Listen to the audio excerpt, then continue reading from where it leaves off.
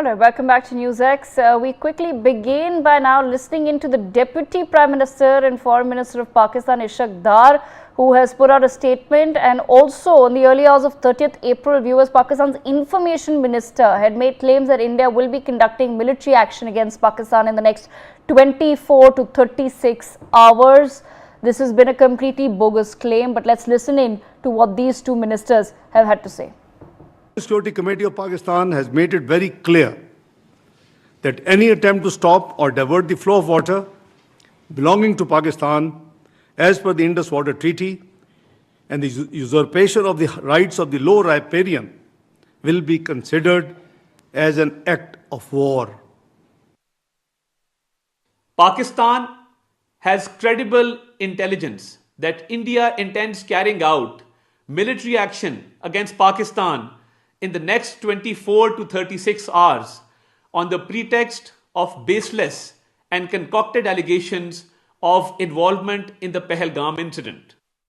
Okay, Professor Nalapat back with us on the broadcast. Professor Nalapat, you've heard what is it that in the past 24 hours Pakistani ministers have had to say, but as far as their news outlets are concerned, they've put out some bizarre statements, Professor Nalapat, saying that raw documents have been leaked revealing details of the false flag operations. So somehow, intelligence and the government of Pakistan and the Pakistani media is claiming to now have accessed documents of Indian agencies which reveal details of what they are calling a false flag operation.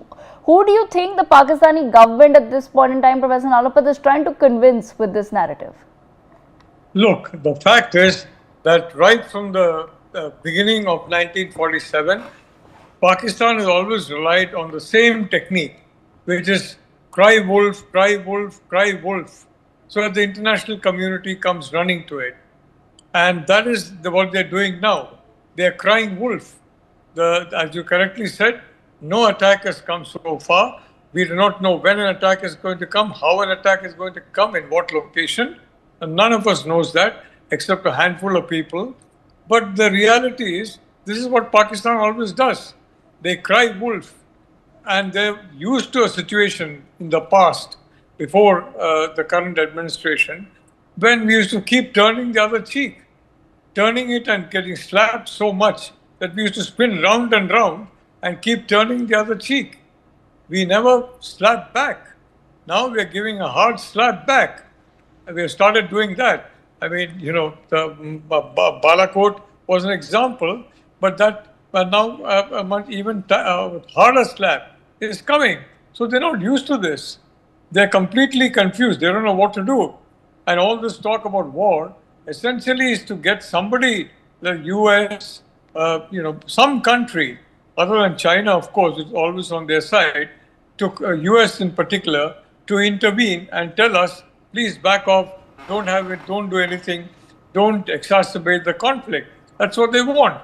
They want us to stop a retaliation. We have always done that in the past, I mean, except over the last 10 or so years. But the reality is, it's always resulted in an even tighter slap next time around. So, Devika, this is just crying wolf. It's not that they want to attack us or something. They're terrified. As has correctly been said, the Pakistan economy is in very bad shape. It's not able to handle it, even peacetime situation, forget wartime. And what's going to happen is that the breaking up of Pakistan will be accelerated. You're going to have Balochistan separately, Pashtunistan separately, and ultimately a separate Sindh. All that's going to happen very soon. And I'm sure that this is really something which the army is trying to prevent the people from worrying about. So they keep pointing to the bogeyman, India. It's always India. Whatever is the problem. You have a problem with getting a job, it's India. You have a problem when you fall sick, it's India. You have a problem and something goes wrong, it's India. It's always India. So that's their usual modus operandi. It's not to basically for them to start a war. It's to prevent us from retaliation. But the Prime Minister knows full well if there is no retaliation in force, this kind of slapping will continue to go on and on. So there will be a retaliation.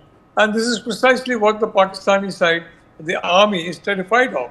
It's in no condition to face a retaliation. It knows its economy is shaky. And when the economy is shaky, how can the military be strong? And even in the military now, many voices are being raised, especially at the lower ranks, at the immense wealth collected by the officer class, by the way they are educating their families abroad, by the way their spouses are traveling abroad and coming back loaded with luggage, which the customs, of course, just passes through without a second glance. The ordinary Pakistani soldier, is fed up of this kind of thing. And the honest Pakistani officer, if there are any left, he is feeling disgusted with what's happening in the Pakistan military, the upper echelons. They're amassing wealth, and they're amassing wealth through smuggling, through narcotics, through all kinds of illicit means. And one of the main sources of wealth has been collection abroad on the so-called Kashmir cause. So the cause has been sufficient reason for them to go abroad with a begging bowl and collect money.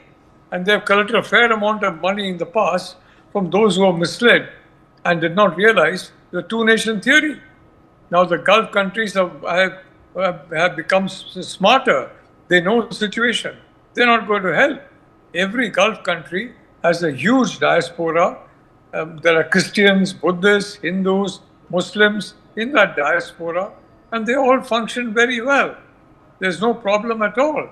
There's no problem for the Hindus or Buddhists or Sikhs or Muslims or anything in the Gulf.